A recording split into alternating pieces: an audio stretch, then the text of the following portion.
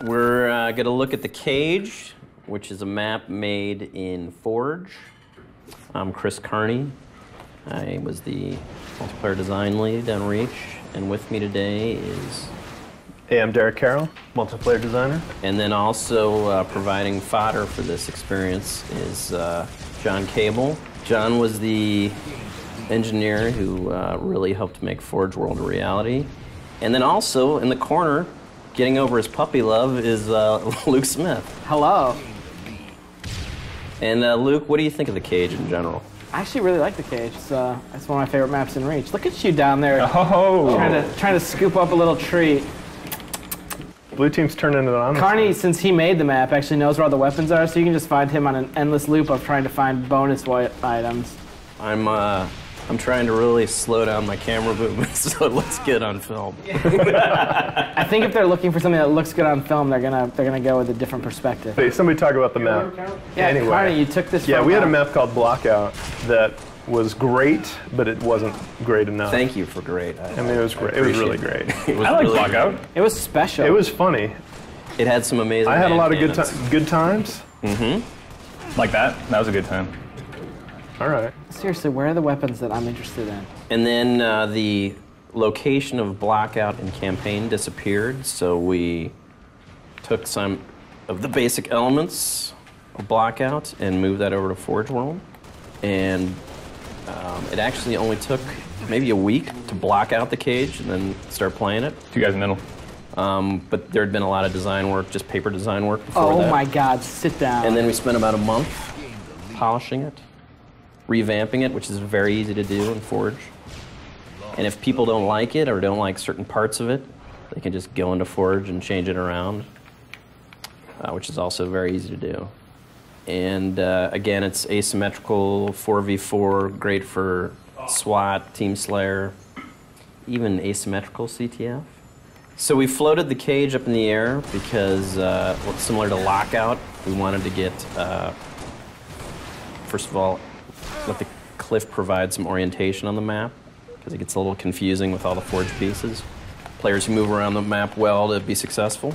I just got fooled by a hologram. I feel terrible. Part of the intent of the Cage and Paradiso was to create new sweet maps 100% in Forge. So we used Forge to build this. We didn't use any internal special tools or anything like that. And what is great about that is both those maps, the Cage and Paradiso, are great examples of how to use Forge. So if you want to know how to set up spawns, or how weapon respawn times work, or how to set up a game of CTF, you can just load the Cage up in Forge and look at it as an example. And we're going to have actually lessons on BNet on how to use Forge. Maybe some videos. Are you going to be hosting those? Are you going to be... I definitely vote for that. I like your voice. It's very baritone. Yeah, that's soothing. I think this is an opportunity for someone else to really stretch their wings vocally. Derek, what's your favorite aspect of Forge? Let's see, Forge, I guess definitely the physics options, being able to phase stuff in easily, trivially, and definitely coordinate manipulation. I get that kind of crazy OCD of being able to line stuff up exactly, precisely. Oh, and rotation snap. Be able to snap stuff, again, precisely. Feels much better. Yes, some of those camera changes came in really late, but I'm really glad we got them in. Yeah, picking up a piece and not moving it is key. Yeah, and even little things like clicking down on the left stick to adjust geometry is also really sweet and very helpful. So, Carney, if people feel like they can jetpack too high on this map, Forge will let them lower that. Correct. You can change your safe zone, which essentially is the boundary that you define Shadowrun skills. as the playable area on the map. Right, and you could lower the ceiling so you'd get the out-of-bounds warning if you went too high. Is that something you'll probably do on Luke Cage? I think I'll probably remove it. I probably would just not have... Oh, what? Yeah, L2P. I'll probably just not have jetpack as an option. I want people to use the runways you've created and the map as you've designed it, rather than finding their own unique twist and hovering around like a bunch of little Apache helicopters. How do you feel about that spawn, Carney? That was good. I'm really happy with Paul Llewellyn's work on the spawning system.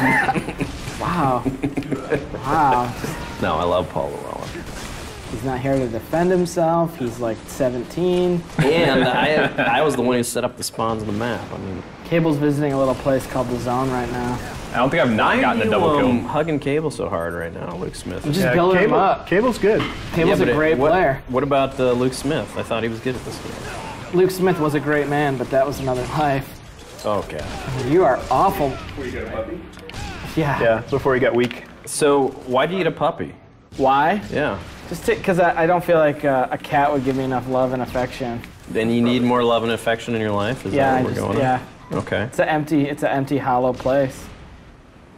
So that is the cage. So if you are interested in making your own Forge creations, Halo Reach comes out September 14th. 9/14, Reach. The Swan Song, Farewell. It is. Hasta la bye-bye. It is. And I hope people like it. Stats were not good. Actually, the stats are great. Let's check those out. Carney, with massive odds in your favor, not even able to pull a +1. I was talking the whole time.